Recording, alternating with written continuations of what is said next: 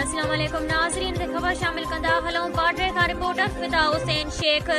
Italy जो 13 ॼणनि ते परॾेही वफ़द मिस मारिया लोज़ा जे अॻवानी में सिंध जे क़दीम माग मोहन जे दड़े जो दौरो कयो।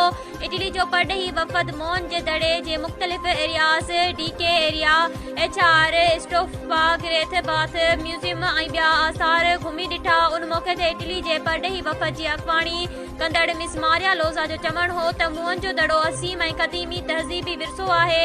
हितां जा माण्हू हज़ारे सालनि खां तहज़ीब याफ़्ता रहिया आहिनि।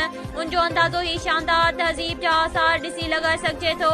हुन चयो त हितां जे माण्हुनि हज़ारे साल अॻु बि वॾे जोड़जक सां वॾा कुशादा घर ठाहिया हुआ। आसार ॾिसी अकुल दंग रहिजी वञे थो। हुन जो वधीक चवणु हो त सिंध जा माण्हू वॾा महिमान नवाज़ आहिनि। हिते अची तमामु घणी ख़ुशी थी आहे।